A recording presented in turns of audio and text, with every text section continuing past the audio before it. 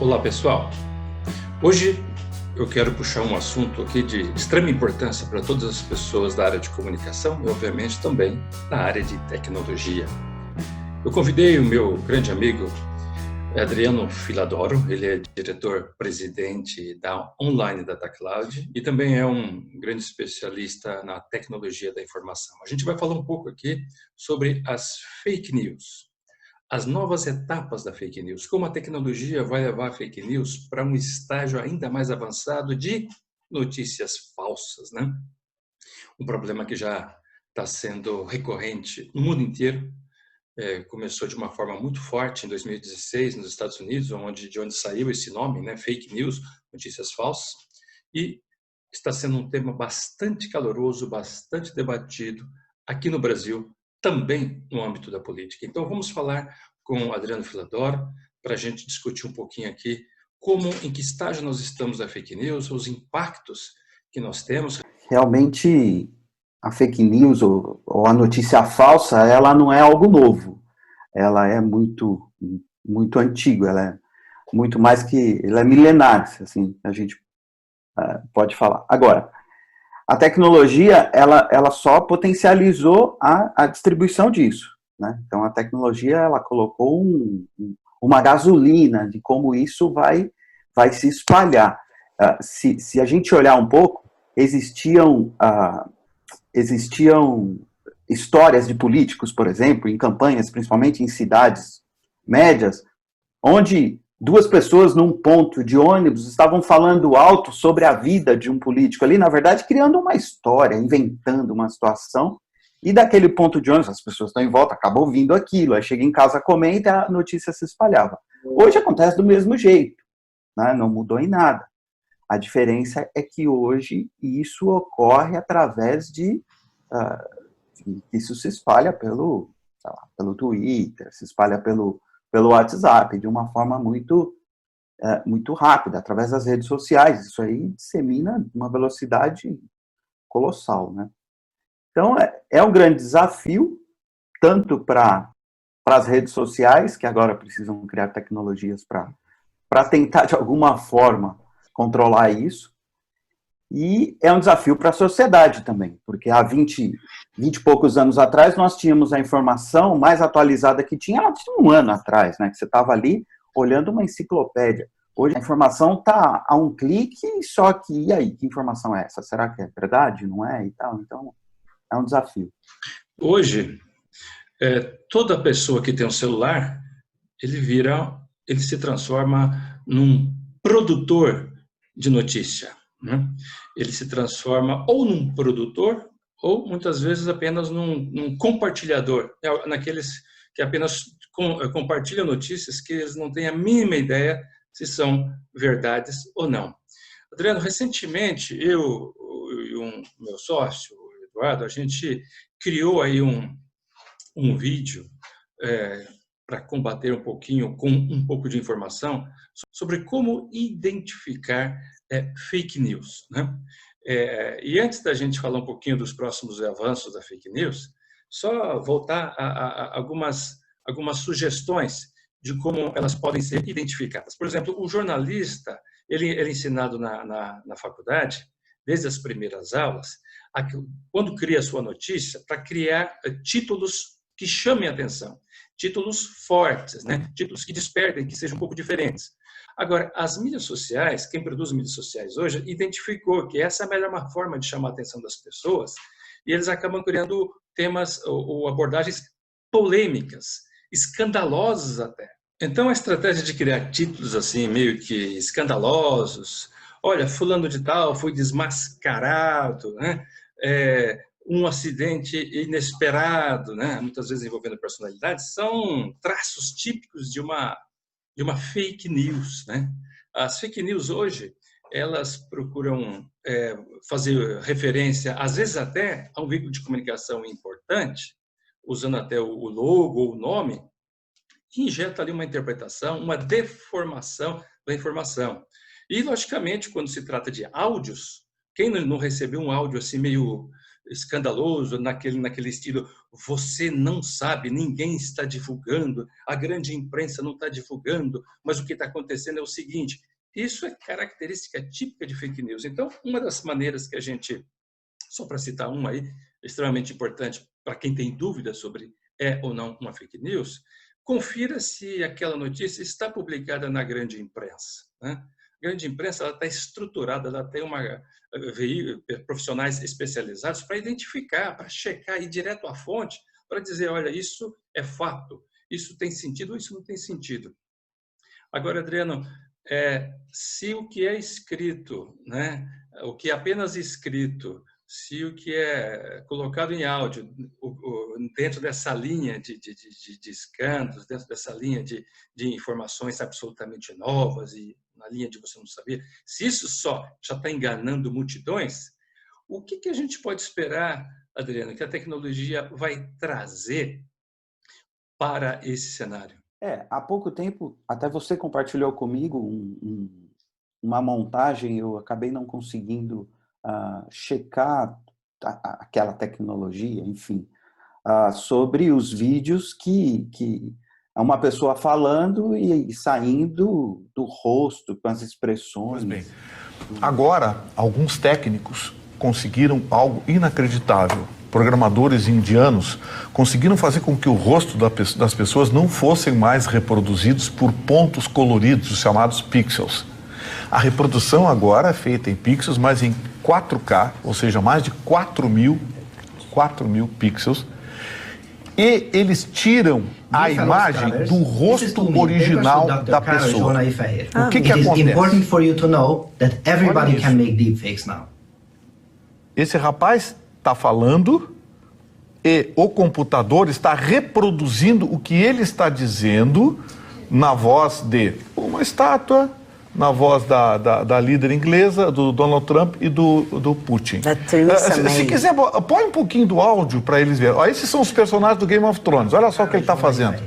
Tudo isso é um computador que faz. Olhem só. Ele vai mexer os olhos. Olhem a perfeição. Os olhos. Vejam só. Tá, deixa a gente ver. And of course, as we always say, 2 more papers down the line and it will be even better and cheaper than this. Vejam que coisa assustadora. Eu Ou fiquei seja, assustada. Daqui por diante, você não pode acreditar nem naquilo que você está vendo. Esses são desafios, de fato, que virão. Quanto à voz, a gente nem precisaria de tecnologia para imitar a voz de alguém, né? Existem algumas figuras aí, principalmente na nossa política, que é até engraçado de ouvi-los por outras pessoas, né, que conseguem imitá-los, né?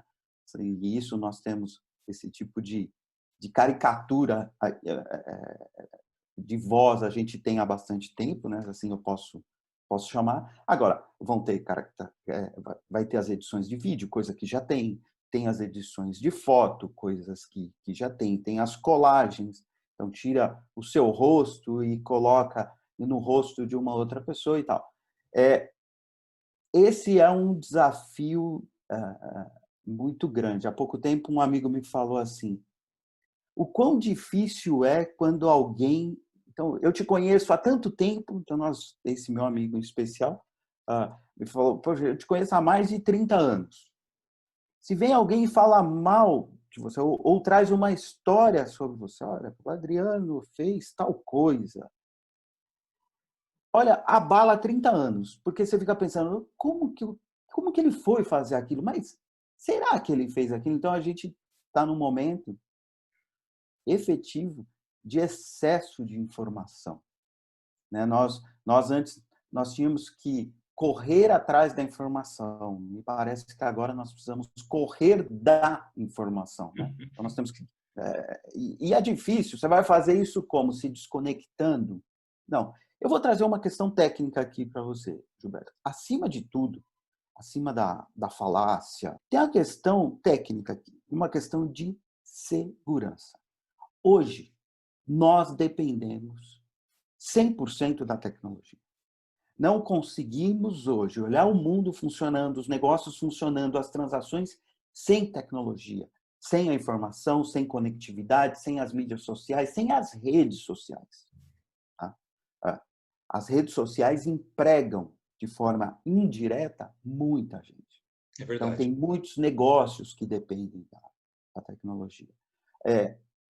E olhando isso, qual o grande cuidado, e aqui eu vou falar como um técnico em tecnologia, técnico de TI que eu sou. Um grande estrondo, veja esse vídeo, clique nesse link, que clica no link, você não está procurando, isso é bobagem, isso aí tem 99% de chance de ser um vírus que vai infectar o teu computador, que vai roubar os teus dados, que vai te trazer um transtorno bem grande, né? Em usar suas informações, em pedir dinheiro. Olha, você foi sorteado e ganhou aqui ganhou um prêmio. Me fala o código que apareceu no SMS para eu saber se você é você mesmo. Para, né? Você acabou de entregar o código de validação do seu WhatsApp. Esse bem-intencionado cidadão vai mandar mensagens para os seus amigos, dos seus contatos, pedindo que você está numa situação complicada, pedindo dinheiro. Isso está acontecendo o tempo todo. E as pessoas continuam caindo nesse tipo de coisa. Todos nós estamos mais conectados ainda nesse momento de pandemia. Então, nós estamos mais vulneráveis ainda. As empresas tiveram que colocar seus funcionários em home office a toque de caixa. E a parte de segurança não foi bem preparada ainda. Tem muita gente lutando com isso. Então, significa que o nível de vulnerabilidade aumentou. Nós que cuidamos e atuamos o dia inteiro em segurança da informação, nós estamos vendo isso na prática. Há pouco, aconteceu essa semana. Um cliente nosso teve uma máquina lá que pegou um vírus, aquele vírus que encripta os dados e você não tem acesso aos seus dados, você precisa pagar um Bitcoin para conseguir a chave e liberar seus dados, chamados dos ransomwares. Esse cliente foi infectado em um dia, no mesmo dia a gente recuperou os dados, ele voltou a trabalhar. No mesmo dia ele foi infectado de novo. Então, assim, nós estamos muito vulneráveis. E a gente tem que tomar cuidado. É tão extraordinário assim, e aqui, sem defender, sem questão política, por favor, porque efetivamente eu acho uma grande bobagem toda essa discussão política que a gente tem, não só no nosso país, tá? Isso aqui não é complexo de vira-lata. É uma discussão imbecil com falta de inteligência no mundo. Tá? Em grandes países, chamados civilizados, como se a gente fosse um bando de índio. Não é o caso. Então, sem colocar essa questão política, mas se você, como você disse, se você olhou lá no Globo.com, não viu, tem lá um portal do UOL, não está lá na primeira página, amigão, não clica. É bobagem. Ou é mentira, aí eu volto na questão de segurança. Ou vão roubar os seus dados, ou vão te usar para roubar dados de outros. E assim por diante. Adriano, a impressão que eu tenho é que nós vamos vencer logo essa pandemia do novo coronavírus, mas parece que a infodemia vai continuar avançando, né? Avançando muito, porque acho que o brasileiro, acho que as pessoas em geral, elas não conseguem ainda identificar, talvez só os profissionais que estão mais familiarizados com notícias, com a produção de notícias, conseguem identificar o que se trata ou não de fake news. Então, tudo leva a crer, né, Adriana, que essa infodemia tem vida longa, né? Você acredita nisso também? Eu acredito, e eu acredito também no ponto, uma das grandes transformações digitais que a gente teve nos últimos anos, e aí eu vou falar nos últimos meses, foi essa pandemia, infelizmente. Porque muita gente teve que se readaptar e se reinventar. E isso trouxe mais gente, não mais gente conectada, mas colocou as pessoas mais conectadas ainda. Então, antes, se eu me reunia só pessoalmente, hoje nós estamos aqui usando uma ferramenta para bater esse papo, né? Então, quanto mais gente conectada, mais vulnerabilidade tem, muito mais gente mal intencionada está criando notícias falsas ou para denigrir imagens, ou então está criando meias verdades. Você uma vez usou um termo, você me ajudou em uma palestra que eu fiz e sabe disso, e lá naquela palestra nós usamos um termo de notícia fraca, né? Sim, fazendo uma analogia até com o futebol, Adriano, parece que o ataque sempre cria novas alternativas do que a defesa, né? A gente sempre vê grandes figuras se despontando aí, criando dribles, alternativas, e o ataque sempre na defesa, acho que ele não tem o que criar, parece que ele tem que se preparar para contra-atacar a criação dos atacantes, né? É um desafio para as empresas trabalhar no contra-ataque, ou melhor, na defesa, né? Mesmo para suas imagens, né? Pessoas que vão lá e simplesmente criam uma imagem falsa de uma determinada empresa, corporação, e a empresa precisa se ajustar com aquilo, se responder aquilo. Agora, mesmo e como eu sou um simples técnico de TI, eu preciso usar exemplos do meu mundo. Mesmo sendo uma questão de vírus lá, ou aquele software malicioso que vai lá atacar o seu computador, o antivírus, né, aquela proteção que você tem na sua máquina, ela só protege o que ela já conhece. Agora, a mesma coisa sendo feita de uma forma diferente, vai passar, vai te atacar. Então, nós sempre estamos, sim, na defesa e esperando qual vai ser o ataque. Aí, tá bom, então esse ataque aqui aconteceu. Ok, vamos agora nos preparar para que, se esse ataque novamente se repetir, a gente vai se defender. Agora, se alguém criar um ataque novo, vai passar de novo. E a gente sempre está um passo atrás. É o que está acontecendo na pandemia. A pandemia explica muito isso, né? O corona está na versão X dele, né? Tá 19, que eles dizem, enfim, não sei qual versão. Parece que 19 é o ano. Enfim, a tecnologia é a mesma coisa. Agora, nós vamos, sim, ser atacados com cada vez mais inteligência para divulgar notícia falsa, para denigrir imagem de companhias, de personalidades, de pessoas, com verdades distorcidas, com verdades ou com coisas impactantes sendo faladas como em nome de grandes pessoas, mas na verdade aquela grande pessoa nunca disse aquilo. A gente está cansado de ver esse tipo de coisa. Essas inteligências, com certeza, só tendem a aumentar.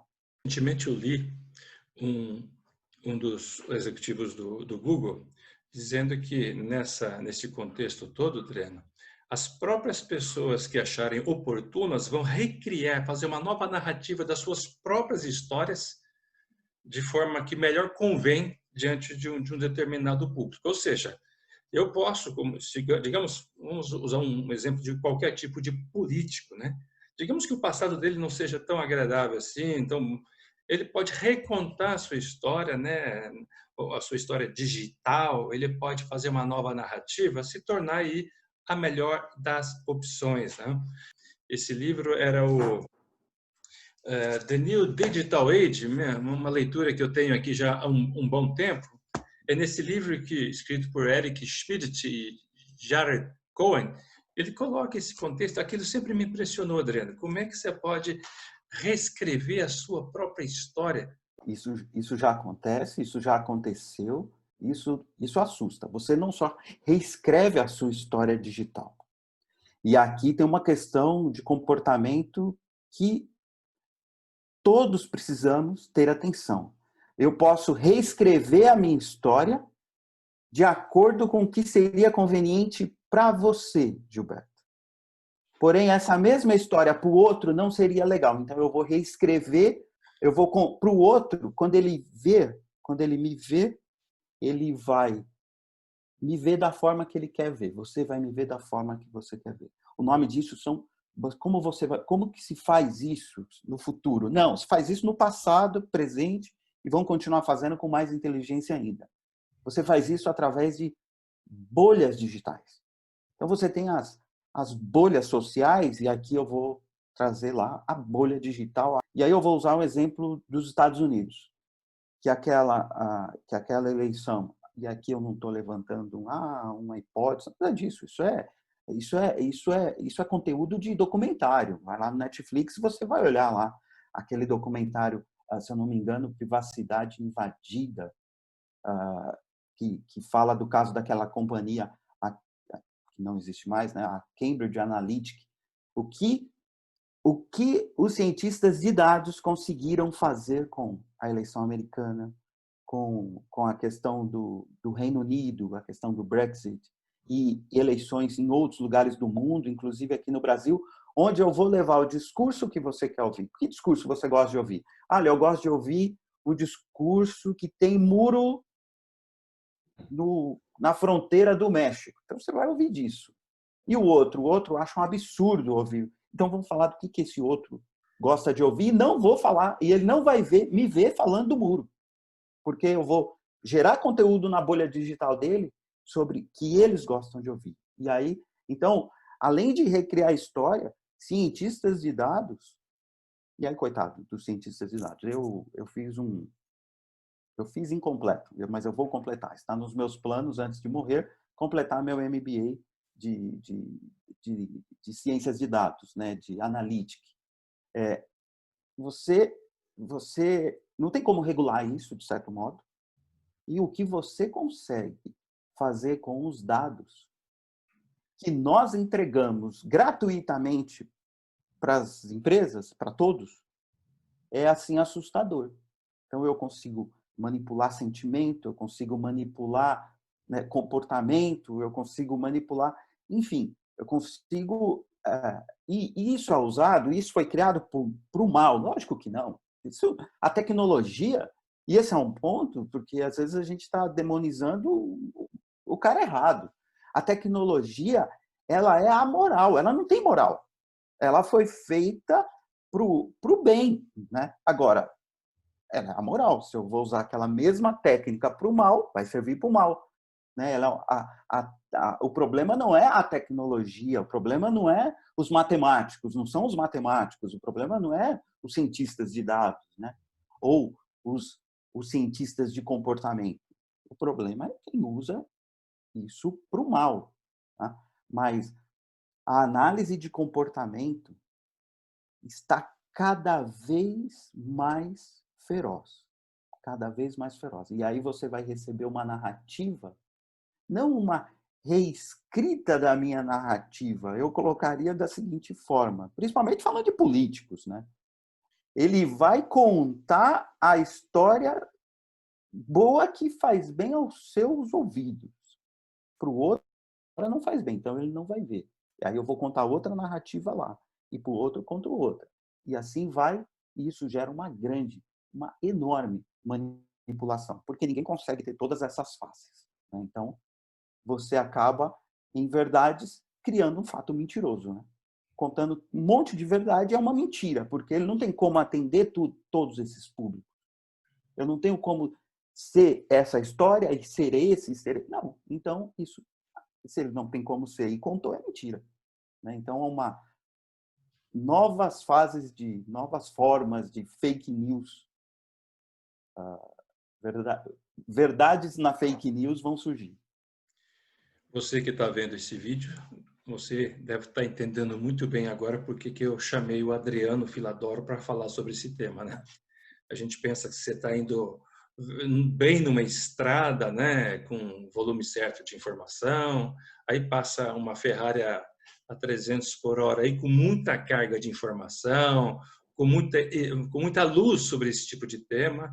É o caso do Adriano, que sempre teve aí uma visão bastante crítica, profunda e técnica ao mesmo tempo sobre todo esse tipo de cenário, e a gente vai falar mais vezes com o Adriano aqui, porque ele acrescenta muita luz sobre esse cenário. Para terminar, Adriano, acho que tudo isso se resume naquilo do título de um livro que eu li há uns 20 anos atrás, A Batalha pela Sua Mente. Acho que tudo isso, todas essas estratégias, todas não a tecnologia, porque como você disse muito bem, mas pelo uso da tecnologia, está tentando roubar ou captar a atenção das pessoas, que é o maior patrimônio do mundo hoje, o seu próprio, da empresa, dos governos, das entidades, é a atenção das pessoas. Acho que se resume nisso, né, Adriano? O quanto que tudo isso converge para buscar a atenção das pessoas, não é isso? Buscar a sua atenção, ao mesmo tempo fazer com que você faça o que eles querem. Então, maravilhoso. O livro de 20 anos atrás, contando o dia de hoje, e eu te digo com bastante certeza, ele está contando o dia de amanhã também. Excelente. Gostei demais. Acho que quem está assistindo também. Muito obrigado, Adriano. E bom abraço, viu? Estamos aqui.